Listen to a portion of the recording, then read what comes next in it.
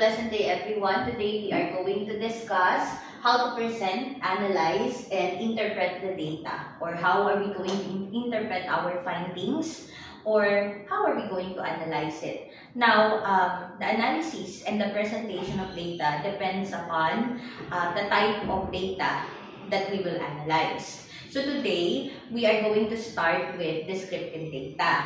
Now, this is an example of a descriptive data, the profile of the respondents, which is most of the time is in SOP number 1. Now, the presentation of the numerical data depends upon the institutional format. Some would ask the students to make a graph for the presentation of the numerical data, while most of the institution would prepare a table presentation. Now, for example, under the descriptive data, we have the profile of the respondents. Apart from the profile of the respondents, we also have the description of the variables under study. For example, the variable is learning style, which is stated in a statement of the problem wherein how may the learning styles of the student be described in terms of, for instance, visual, auditory, and kinesthetic. Now, the way you present it is almost similar to how or to what we are going to discuss today, because they are also descriptive data. Although the treatment or the data analysis will not be frequency count, but will be weighted mean and average weighted mean. The way it should be presented is almost the same in this scenario. Now, let's go to the profile of the respondents. For example, your SOP number 1 is this, and you are going to present each of the profile of the respondents. Now, let us choose sex as part of the profile of your respondents. Now, in this table, sex is presented in the first column as male and female, and then the frequency for male is 15 with a percentage of 30%. For the male. Now, for female, we have 35, 70%. Now, the question is this: how are we going to interpret and analyze this data? Now, the first step that we have to do is we have to write down our findings based on the table. In my own personal note, I call it table reading. That table reading has to be explicitly written in your research paper. How are we going to do that? So, first, content has to be the reading of your table.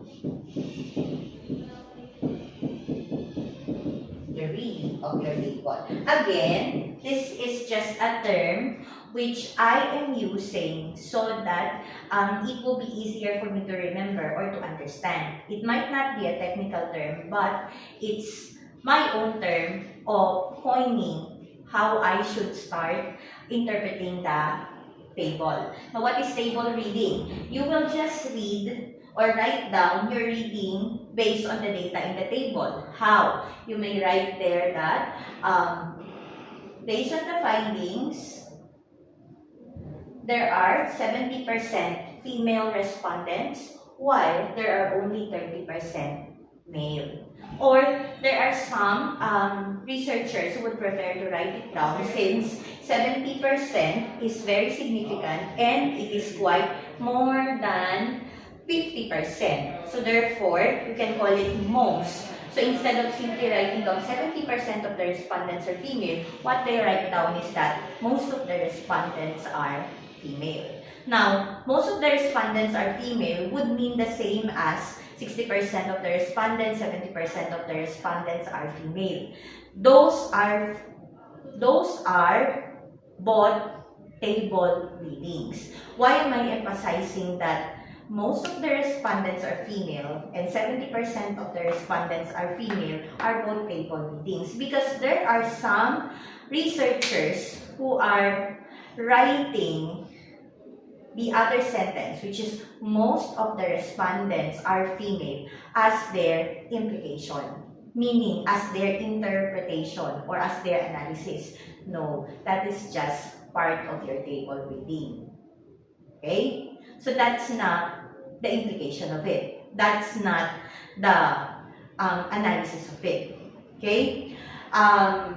It's still included in your table reading. Now, after the table reading, the next thing that you have to write down is the implication of the findings. The implication of your findings would be telling us as to your analysis of your findings or your interpretation of your findings. Now, if you are saying that most of the respondents are female, what does it mean? Now, you have to answer that question. If in the table reading you are saying that most of the respondents are female, what does it mean? Now, in order for you to have an implication, you have to check out who are my respondents. For example, so you have to ask the question, who are my respondents? For example, my respondents are Bachelor of Elementary Education students, meaning those teacher education students who would like to teach in the elementary.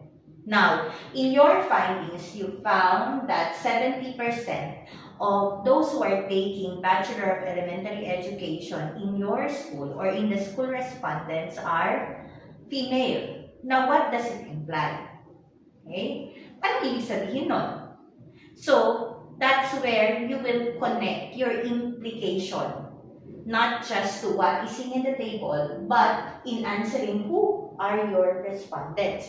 Now, let's give an example of an implication here. If we are saying that 70% of those respondents who are taking up Bachelor of Elementary Education are female, now your implication may be, this implies that elementary education as a course is more attractive to female than males. Or, in a rephrased word, you may say that elementary education teaching is preferred more by female or by women than men.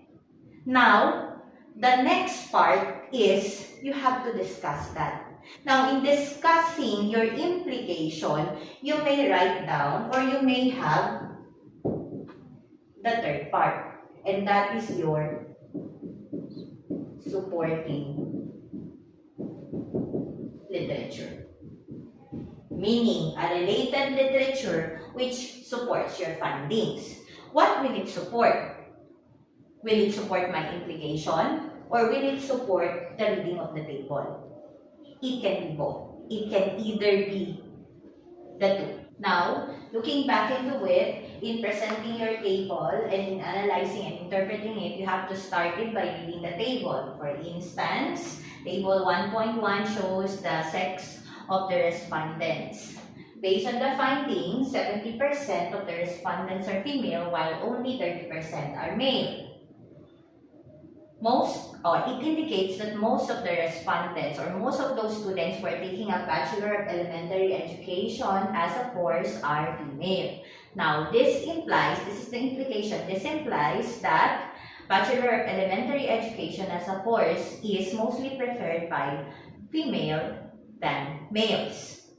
Teaching in the Bachelor of Elementary Education requires more compassion to children since it brings different elements or characteristics towards the teachers and towards the learners as they teach the formative years of every individual. Thus, according to De La Cruz 2023, these attributes are mainly characteristics of females than males.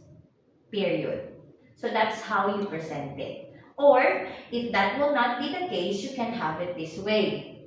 Table 1.1 shows the sex of the respondents. Finding shows that most of the respondents are female. This is supported by the literature of De La Cruz 2019, whereby he made a survey of elementary education teachers in Cabanatuan City. In his study, it was found that it is very significant that most of the teachers are female.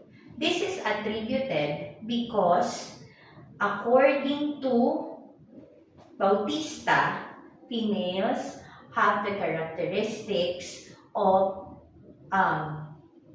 having more patience than males in taking care of children. So now that's how we present the descriptive data if it is all about the profile of the respondent.